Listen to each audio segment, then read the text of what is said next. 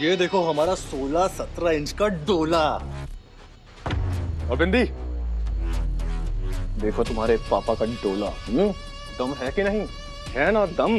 तो बस यही दम दिखा के, हिम्मत करके हम भी तुम्हारे डैडी की तरफ पैसे कमाएंगे और एक साथ इस घर को चलाएंगे।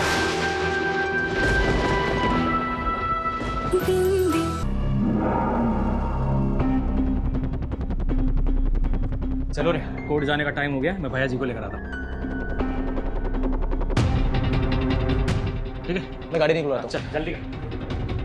अरे ये लोग कोर्ट जा रहे हैं, मुझसे पहले पहुंच गए तो।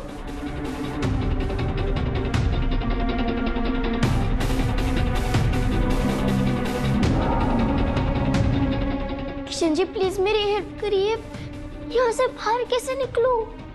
कोई तो मदद भेजिए किशन जी।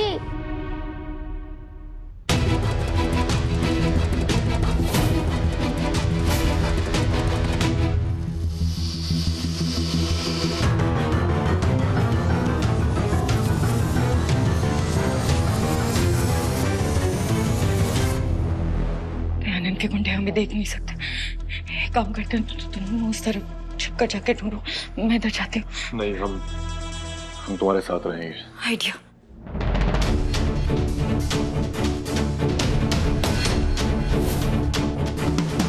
आइडिया।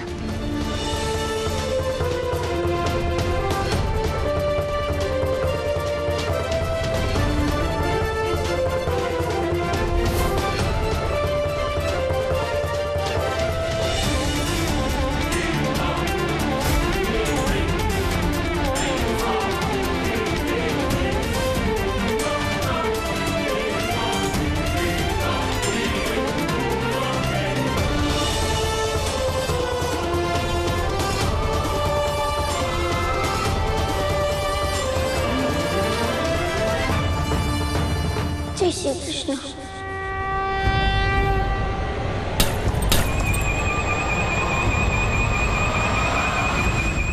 अरे कैबिन से फायर अलार्म की आवाज आ रही है। चलो जाके देखिए, आपको नहीं लगता?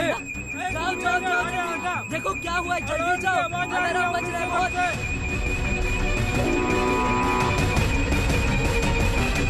बिंदी, जल्दी चलो।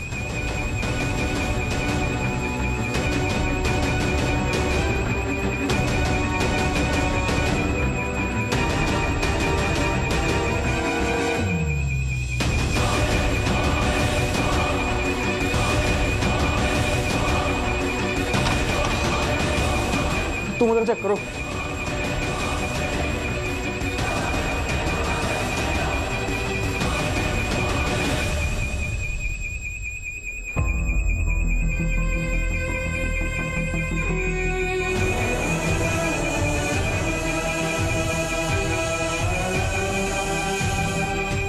बिंदी, बिंदी,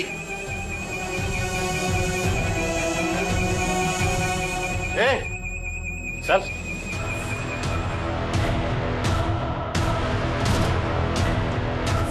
अबे हमारी बेटी को छोड़ो, नहीं तो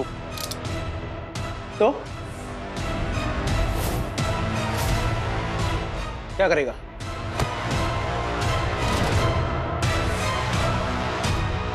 आखिरी चेतावनी दे रहे हैं हम। हमारी बेटी को छोड़ो, नहीं तो यहाँ पे लाशें बिछा देंगे। क्या वो हमारी बात समझ नहीं आ रही है? छोड़ो हमारी बेटी को। छोड़ दे रे।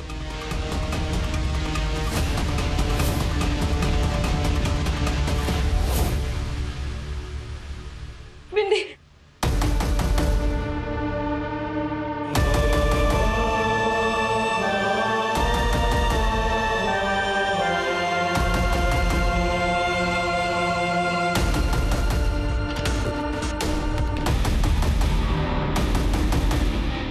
अब हमारा मुंह क्या ताक रहे हो? निकलो यहाँ से। निकलो।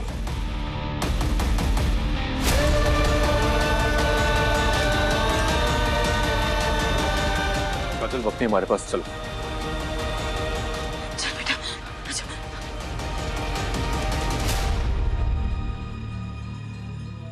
योर ऑनर, मैं ऑनरेबल कोर्ट की इजाजत से कुछ कहना चाहूंगी। इजाजत है। पिछली हियरिंग में कोर्ट रूम में सबके सामने दयानंद पाठक को हार्ट अटैक आया था। वो हार्ट अटैक महज एक नाटक था। सजा से बचने का, काजल को वापस जेल भेजने का। इन्होंने नकली मेडिकल रिपोर्ट्स बनवाई ताकि उसकी आड़ में सर्जरी की परमिशन लेकर ये देश छोड़ना चाहते थे। झूठ है ये। सर मानछिए आपको, वकील साहिबा है ना।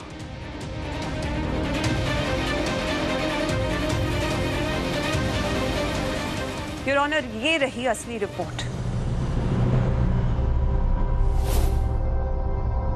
इस रिपोर्ट में साफ साफ लिखा है कि दयानंद पाठक बिल्कुल स्वस्थ है, इन्हें कोई हार्ट अटैक नहीं आया था। थोड़ी देर पहले जहां दयानंद पाठक जी एडमिट थे, जिस हॉस्पिटल में, वहां से अविराज ने रिपोर्ट्स लाकर मुझे दी हैं।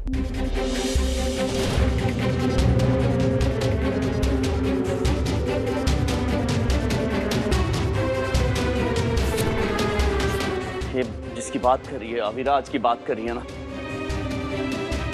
वो दोगला इंसान है। ये एक नंबर का एहसान फरामोश है, नमक हराम है। हम हमारे लिए काम करता था, हम जानते हैं ना इसको। थाली का बैंगन है, जहां फायदा देखा फट से लुढ़क जाता है। इसकी बातों पर भरोसा मत कीजिएगा। ये सब मिलकर हमें फंसाने की कोशिश कर रहे हैं। हम साफ साफ कह रहे हैं, जो इंसान सबको हमारी वफादारी की मिसाल देता था, आज वही हमें गद्दार बुला रहा है। एक मिनट, तुमसे मुंह नहीं लगा रहे। मिस्टर अविराज, आपको अगर कुछ कहना है तो कटघरे में आके कहिए। जी।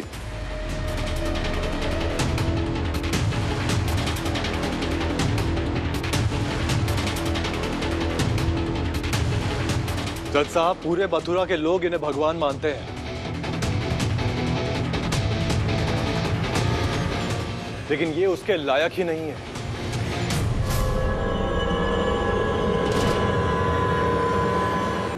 चाय। Thank you.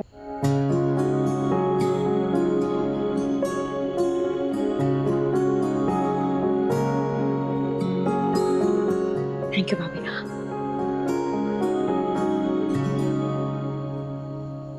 धन्यवाद।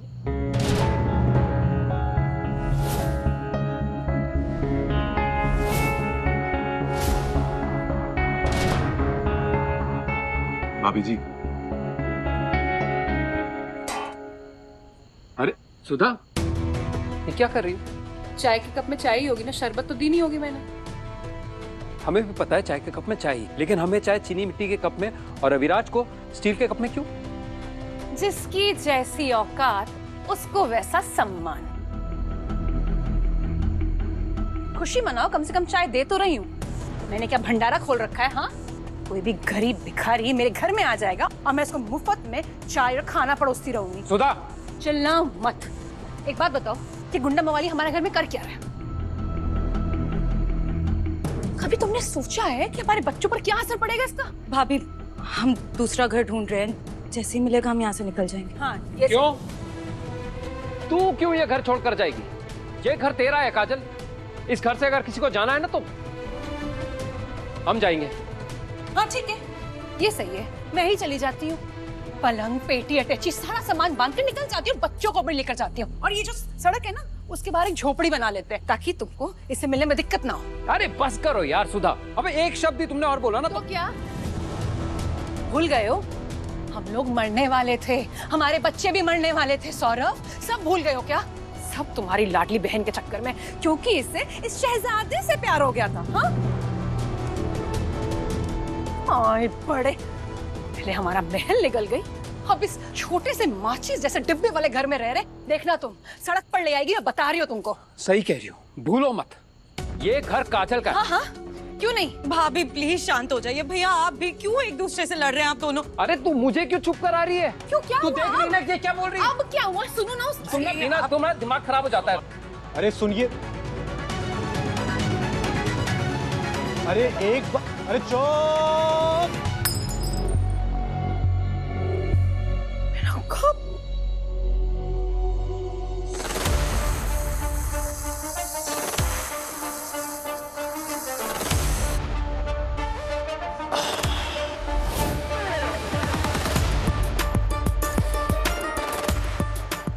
क्या कहा भाभी आपने? गुंडे हैं हम। हाँ और क्या कह रही थी? मवाली हैं। बिल्कुल हो, तुम ना अपनी जुबान बंद रखो। बिल्कुल चुप, हम बात करेंगे। बहुत बोल दिया आपने। और पता नहीं और क्या बोल रही थी आप। गरीब हो। हाँ गरीब है हम, पैसा नहीं है हमारे पास, तो ये बात बिल्कुल गलत बोली आपने। पैसे हैं हमारे पास, अगर हम चाहें ना तो खड़े खड़े ये जो कप है ना इसके 10 सेट खरीदवा दें आपको।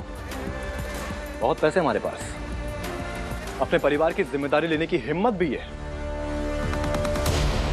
लेकिन फिलहाल हमें लगता है कि हमें आप लोगों के साथ रहना चाहिए। पता क्यों? नहीं तो आप लोगों की जान पे आ पड़ेगी। बात समझ में आई कि विस्तार से समझाएं आपको? नहीं समझती, विस्तार में समझाओ ना मुझे तो कुछ समझ में ही नहीं आ रहा है ना। समझाएं हम आपको। बच्चा पार्टी, ये देखो, ये देखो, ये देखो हमारा 16-17 इंच का डोला। और बिंदी, देखो तुम्हारे पापा का डोला। दम है कि नहीं? है ना दम? तो बस यही दम दिखा के हिम्मत करके हम भी तुम्हारे डैडी की तरह पैसे कमाएंगे और एक साथ इस घर को चलाएंगे। लेकिन उससे पहले हम एक बात कहना चाहते हैं, कान खोल के सुन लो तुम सब। इस घर से कोई बाहर नहीं जाएगा। हम सब एक साथ परिवार बन के मिल के यहाँ पे रहेंगे, है ना बिंदी? ये हुई ना बात, हम सब साथ ही रहेंगे। इसके पास सच में इतना पैसा है या उल्लू बना रहा? बढ़िया चाहे भाभी जी। अरे बिंदी, हमारे ये सामान अंदर रख के आ जाओ ना। वैसे हम ये सोच रहे थे कि हमारे पास जो बहुत सारे पैसे पड़े हैं ना, हम संभालेंगे कैसे। फिर हमने तरकीब लगाई और फिर इस फैसले पे आए कि वो पैसे हम आप लोगों को दे देंगे। उसके बाद भाभी जी कम से कम आप हमें ये चीनी मिट्टी वाली कप में चाय देंगी ना।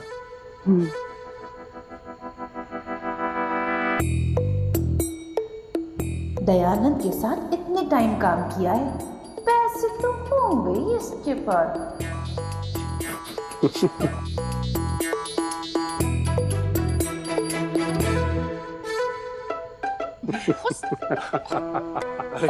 अरे सुनिए तो, कहाँ जा रही है? सुनिए तो। हम साथ रहेंगे, बहुत मजा आएगा और हम गेम्स भी खेलेंगे। जरूर खेलेंगे बिंदी। हमारी छुटंकी, इधर आओ।